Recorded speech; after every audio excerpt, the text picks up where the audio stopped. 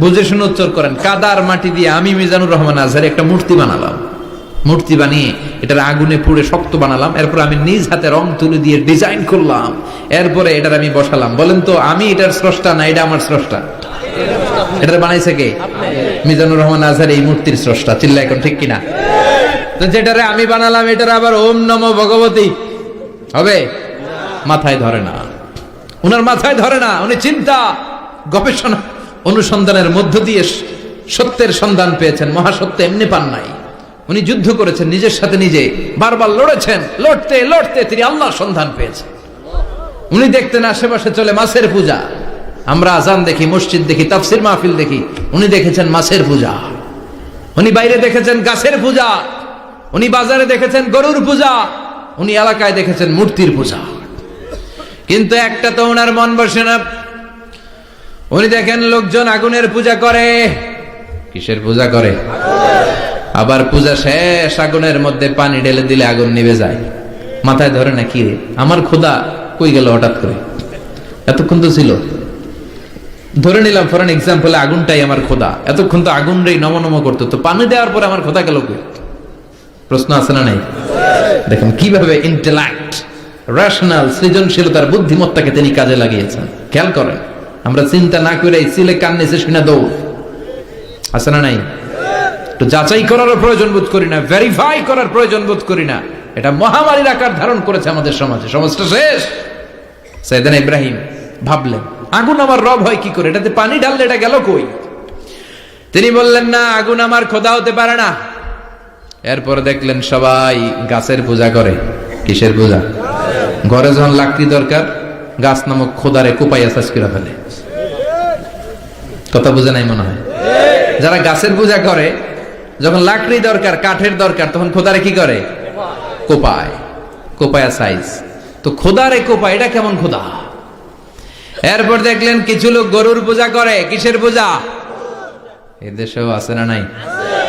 তাদেরকে কটাক্ষ করছি না, সব ধর্মের প্রতি শ্রদ্ধা রেখেই বলছি। ভাবেন, রিথিঙ্ক করেন, পুনরায় ভাবেন। তো তিনি দেখতে পেলেন গরুর পূজা করে, আবার যখন জুতা বানানো দরকার, গরু জবাই করে ওই গরুর চামড়া দিয়া জুতা বানায়া পড়ে।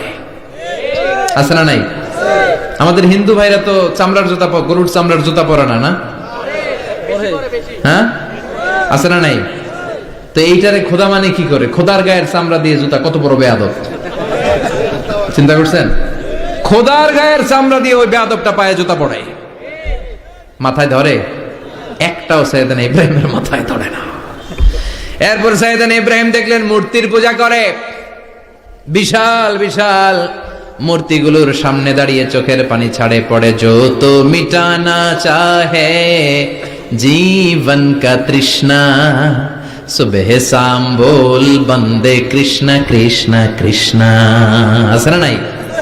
মূর্তিগুলোর সামনে যেয়ে পড়ে বন্দে মাতরম, বন্দে মাতরম, জয় জয় রাম সীতা রাম, জয় জয় হরে কৃষ্ণ হরে রাম, ওম নমঃ ভগবতে বাসুদেবায়। আছে না নাই? তো উনার এটাও মাথায় ধরে না, কারণ উনি দেখলেন কিছুক্ষণ আগে এগুলোর মাটি কাদা দিয়ে মূর্তি বানাইছে ওরা, এরপরে ডিজাইন করে এগুলোর সামনে ওম নমঃ পড়ে। তো এইটা ওর খোদা হয় কেমনে? যারা বানাইলো এরাই না মূর্তির খোদা। কথা বলেন। দিন গড়িয়ে রাত আসে, সাইয়েদনা ইব্রাহিম আকাশের দিকে তাকায়, তাকিয়ে দেখে ধ্রুব তারা। কি তারা? সবাই দেখে ধ্রুব তারারে পূজা করে। এবার নিজের সাথে কথোপকথন কি করলেন এই কোরআন সাক্ষী। ফালাম্মা জান্না আলাইহিল লাইলু রাআ কাওকাবান ক্বালা হাযা রাব্বি ফালাম্মা আফালা ক্বালা ইন্নী লা উহিব্বুল আফিলিন। সুবহানাল্লাহ পড়েন। দেখেন নিজের সাথে নিজের বোঝাপড়া। রাত্রিবেলায় যখন ধ্রুব তারা দেখলেন, সবাই পূজা করে, এবার মনে মনে কথা কয়। কেমনে কথা কয়? এই যে শুরু করছিলাম একটু আগে, বললাম যে মনে মনে কথা আছে না নাই? মনে মনে কথা কয়, কিরে এটা তো সুন্দর, এটাই মনে আমার খোদা। কিছুক্ষণ পর যখন দেখে তারা নাই, কয় না এটা খোদা না, এটা হুদা। এটা কি খোদাই? কি আমার ছেড়ে চলে গেলে চলবে? আমি অসুস্থ হইলে আমার দেখবে কে? অসুস্থ হলে আমার সুস্থ করবে কে? বিপদে পড়লে আমাকে উদ্ধার করতে হবে কে? তার মানে আমার খোদা আমার ছেলে চলে যায় না, এই তারা আমার খোদা হতে পারে। ফালাম্মা জান্না আলাইহিল লাইলু রাআ কাওকাবান ক্বালা হাযা রাব্বি ফালাম্মা আফালা ক্বালা ইন্নী লা উহিব্বুল আফিলিন ফালাম্মা রাআল কমারা বাযিগান ক্বালা হাযা রাব্বি فلما أفل قال لئن لم يهدني ربي لأكونن من القوم الضالين পড়েন আল্লাহু আকবার।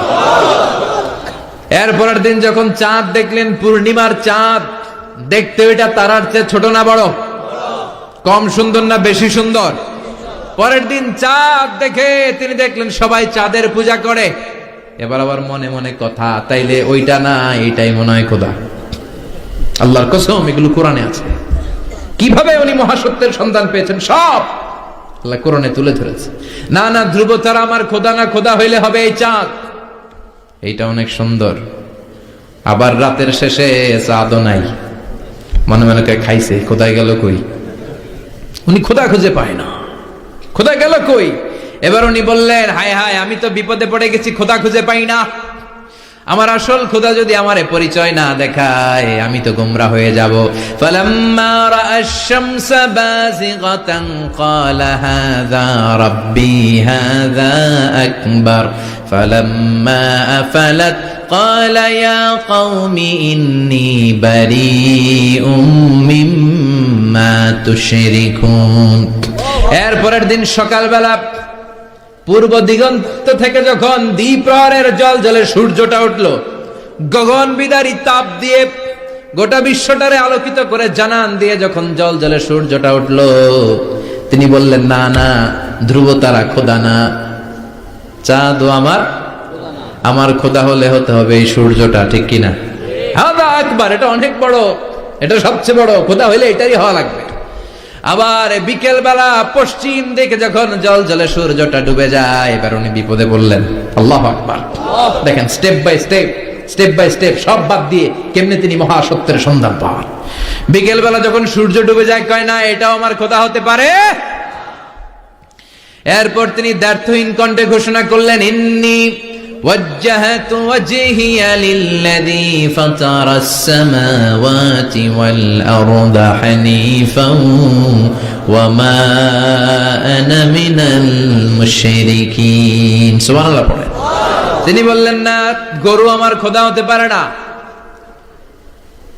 মূর্তি আমার রব হতে পারে না, ধ্রুব তারা চাঁদ সূর্য কোনটাই আমার রব হতে পারে না।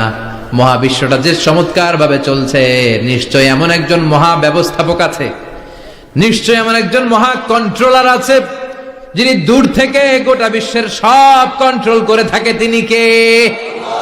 তিনি বললেন, ওই রবের দিকে আমি মুখ ফেরালাম, যিনি আকাশ বানালেন, জমিন বানালেন। তোমরা যেগুলোর পূজা করো, আমি এগুলোর পূজা করি না। আল্লাহর দেখে নাই, কিন্তু পেয়ে গেছে সন্ধান। সুবহানাল্লাহ পড়েন। কেমনে ইকুয়েশন ড্র করে, কেমনে পাটিগণিতের মতো মিলাইছে, না এটা বাদ, ওইটা বাদ, ওইটা বাদ, সব বাদ। পরে তিনি এই সিদ্ধান্তে আসলেন যে একজন মহা ব্যবস্থাপক আছে, একজন মহা নিয়ন্ত্রক আছে, যার ইশারায়, যার ইঙ্গিতে, যার অর্ডারে গোটা বিশ্বটা এক নিয়মে চলে। চিল্লা এখন ঠিক কিনা? স্টেপ বাই স্টেপ যেতে যেতে তিনি নিজের সাথে বোঝাপড়া করতে করতে, নিজের সাথে কথা বলতে বলতে আল্লাহর সন্ধান পেলেন। এখন আমরা চিন্তা করি না, গবেষণা করি না। সম্মানিত ভাইয়েরা, এই কোরআনে আল্লাহ বহুবার বলেছে, এই কোরআনে আল্লাহ চিন্তাশীলদের জন্য নিদর্শন রেখে দিয়েছে। কাদের জন্য? ক্ষমতাশীলদের জন্য, পাওয়ারফুলদের জন্য, টাকাওয়ালাদের জন্য, শক্তিশালীদের জন্য। চিল্লায় বলেন, কাদের জন্য? চিন্তাশীলদের জন্য কোরআনে নিদর্শন আছে না নাই? তার মানে এই নবী নিজে নিজে যেই কথা বলে, এই কথা কোরআনে আছে না নাই? আবার এই নবী আল্লাহর সাথে যেই কথা বলে, ওইটাও আছে না নাই? উনি আল্লাহরে বললেন, রব্বি আরিনি কাইফা তুহিল মাউতা। আল্লাহ, তুমি নাকি মৃতকে জীবিত করো, কেমন করে করো একটু দেখাও তো।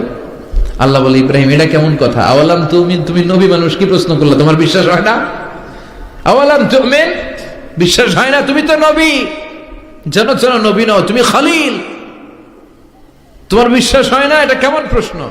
সাইয়েদনা ইব্রাহিম বললেন, বালা, বিশ্বাস হয়, ওয়ালাকিন লিয়াতমাইন্না কলবি, কিন্তু দেখলে ভাল লাগবে, দেখলে ভাল লাগবে, অন্তরটা ঠান্ডা হবে। এজন্য সবকিছু দেখে নেবেন।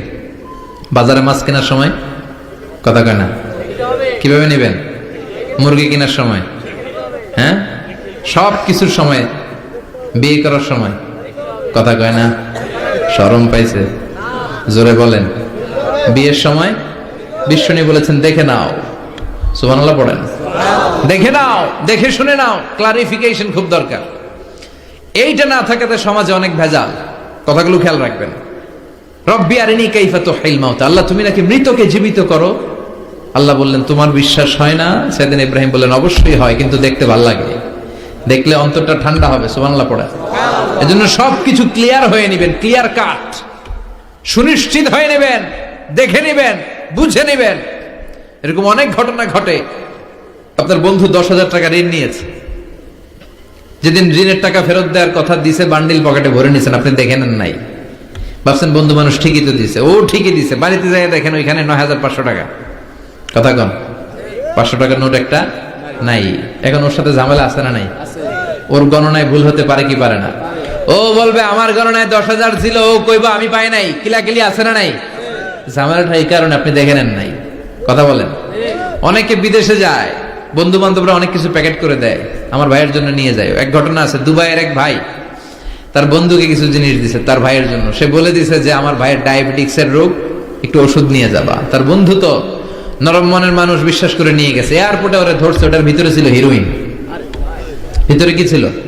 এজন্য ক্লারিফিকেশনের দরকার আছে না নাই? আপনি ক্লারিফাই করে নিলে কোনো সমস্যা হবে?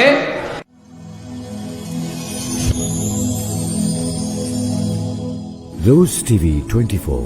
Enjoy by listening to the Holy Quran.